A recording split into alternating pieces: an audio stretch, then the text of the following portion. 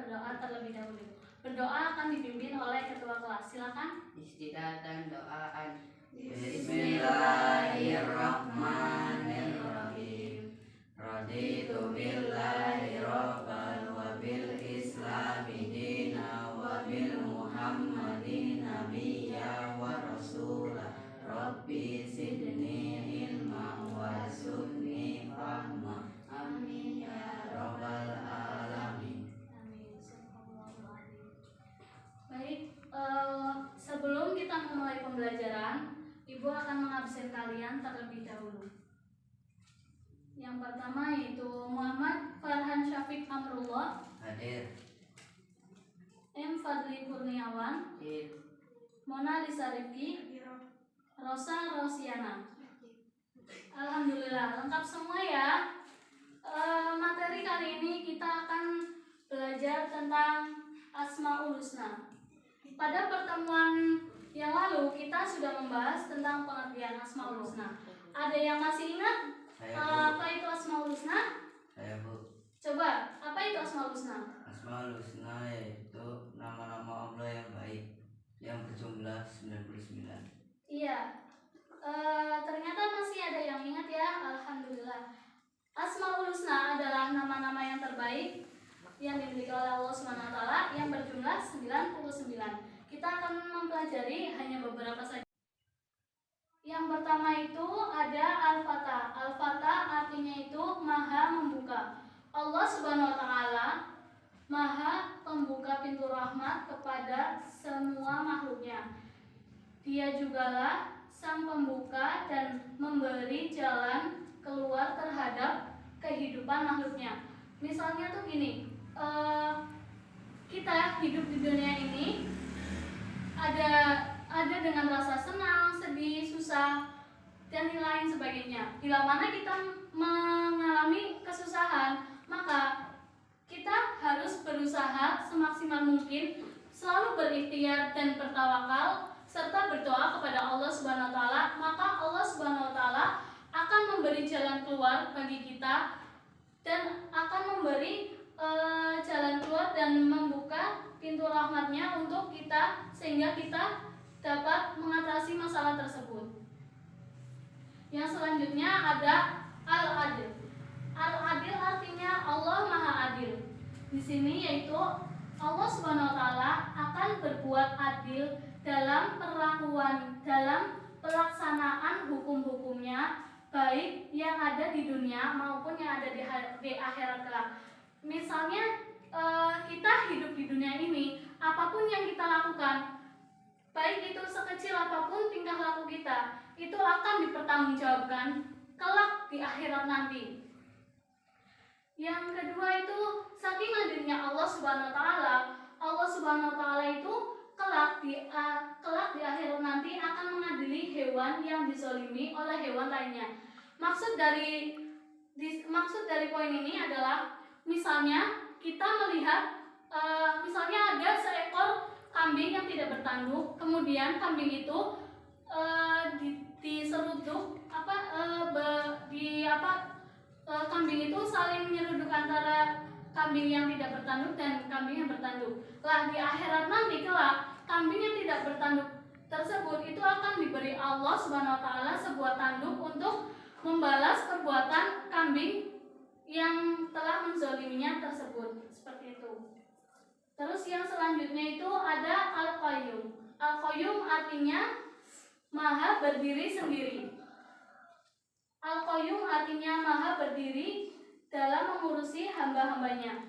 Disebutkan dalam Quran surat Al-Baqarah ayat 255 yang berbunyi A'udzubillahi minasyaitonirrajim. Bismillahirrahmanirrahim. Allahu la ilaha illa huwal hayyul qayyum la ta'khudhuhu sinatun wa la naum. Artinya, Allah tidak ada Tuhan yang berhak disembah melainkan Dia yang hidup kekal lagi terus-menerus mengurus makhluknya, tidak mengantuk dan tidak tidur. Artinya Allah Subhanahu wa taala itu tidak mengantuk dan tidak tidur. Allah itu mengurus seluruh alam semesta yang ada di dunia ini. Allah itu tidak tidur sama sekali. Jika Allah memiliki sifat tidur, maka alam semesta ini akan hancur. Yang selanjutnya itu ada perilaku orang yang mengamalkan Al-Fatah. Perilaku orang yang mengamalkan Al-Fatah itu ada yang pertama itu selalu bertawakal kepada Allah Subhanahu wa taala. Maksud dari selalu bertawakal kepada Allah Subhanahu wa taala, kita sebagai hambanya, kita harus melaksanakan sholat 5 waktu dan sholat sunnah lainnya. Itulah yang jangan sampai kita meninggalkan sholat 5 waktu. Itulah yang disebut dengan bertawakal kepada Allah SWT. Yang kedua yaitu membuka pintu kebaikan dan menutup pintu kejahatan. Maksud dari di sini adalah bila ada seseorang yang dibully oleh murid lainnya, itu murid yang dibully itu tidak boleh membalas murid tersebut. Murid yang dibully itu lebih baiknya itu mendoakan kepada murid yang membulinya agar murid tersebut itu mendapat hidayah karunia dari Allah agar tidak melakukan kejadian pembulian tadi. Yang ketiga yaitu bersyukur atas rahmat Allah yang diberikan kepada kita. Contohnya yaitu kita hidup di dunia ini, Allah telah memberikan rahmat kepada kita berupa rahmat Islam, rahmat iman, rahmat ihsan, dan kita berkumpul di sini itu kita diberikan kesehatan sehingga kita dapat berkumpul di kelas ini, kita membahas materi, itu adalah sebuah rahmat dan kita harus bersyukur kepada Allah Subhanahu wa taala. Yang selanjutnya ada perilaku orang yang mengamalkan sifat Asmaul Husna Al-Adil, yaitu yang pertama berlaku jujur dan berkata benar. Ada yang tahu contohnya itu seperti apa? Contohnya yaitu bila mana di kelas ini sedang ulangan, terus ada salah satu siswa itu mencontek, kemudian siswa yang lainnya itu melihat siswa tersebut mencontek, kemudian yang melihat itu melaporkan kepada guru bahwa teman saya itu mencontek Bu tadi saat ulangan. Itu termasuk contoh dari berlaku jujur dan berkata benar. Yang kedua yaitu menerapkan peraturan atau hukum yang baik tidak diselewengkan. Contohnya itu bila mana di kelas ini pasti ada ketua kelas. Ketua kelasnya itu yaitu Fadli. Di dalam kelas itu terdapat peraturan antara lain itu tidak boleh makan dan minum, tidak boleh berisik, tidak boleh bercanda di dalam kelas. Nah, salah satunya itu tidak boleh makan dan minum. Kemudian suatu hari ketua kelas tersebut Fadli itu makan permen saat pelajaran dan ada temannya yang melihat, tapi dia itu menyalahgunakan kekuasaannya sehingga dia itu tidak berperilaku mengamalkan sifat al-adil tersebut. Itu contohnya seperti itu ya. Terus yang ketiga yaitu ada berbicara dengan penuh keadilan walaupun itu menyakitkan. Contohnya yaitu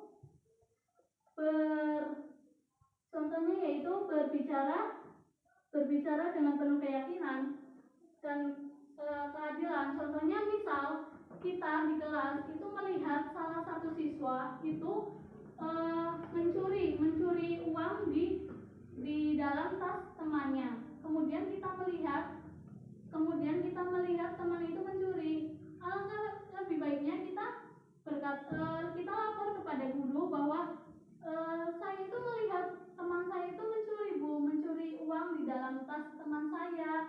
Itu harus melaporkan apa yang dilihatnya kepada guru. Itulah yang termasuk dalam mengamalkan al-adil. Yang selanjutnya yaitu perilaku orang yang mengamalkan sifat Asmaul Husna Al-Qayyum. Yang pertama yaitu mengakui kebesaran Allah Subhanahu wa taala sebagai pengatur alam. Contohnya yaitu kejadian fenomena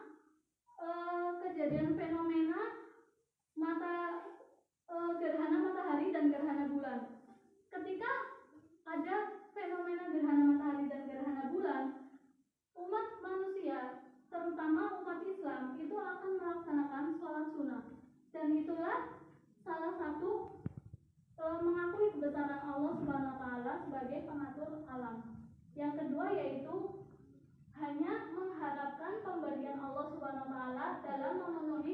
kebutuhan hidup, tidak berpaling kepada selain Allah. Contoh dari di sini adalah bila mana kita sedang kesusahan, maka kita hanya berdoa, hanya menyembah kepada Allah Subhanahu wa taala. Jangan sekali-kali kita meminta kepada selain Allah. Contohnya itu kita sedang kesusahan dan kita itu udah putus asa. Kemudian kita itu meminta kepada pohon, menyembah kepada pohon, ataupun meminta kepada keris ataupun benda yang lainnya, itu tidak boleh. Itu tuh musyrik namanya. Itu tidak boleh ya. Terus itu sangat dibenci oleh Allah Subhanahu wa taala. Yang ketiga yaitu mengandalkan kemampuan diri sendiri dalam memenuhi kebutuhan hidupnya. Contoh dari mengandalkan kemampuan diri sendiri dalam memenuhi kebutuhan hidupnya ialah contohnya tuh misal kita itu suka menggambar, tetapi kita itu tidak punya alat-alatnya, kemudian kita meminjam kepada teman untuk menggambar tersebut dan hasilnya itu bagus, kemudian hasil dari gambar tersebut itu bisa dijual, otomatis kita mengandalkan diri kita sendiri, memanfaatkan kreativitas kita. Lah itu yang termasuk dalam mengandalkan kemampuan diri sendiri dan memenuhi kebutuhan hidupnya. Itu contohnya itu seperti itu. Mungkin itu saja yang dapat Ibu sampaikan. Semoga materi kali ini itu bermanfaat bagi kalian semua. Untuk tugas minggu depan semuanya yang tadi Ibu udah jelaskan kalian rangkum dan tulis di buku tulis, kemudian kumpulkan minggu depan. Paham semuanya? Terima kasih, kurang lebihnya mohon maaf. Wabillahi taufiq wal hidayah. Wassalamualaikum warahmatullahi wabarakatuh. Waalaikumsalam warahmatullahi wabarakatuh.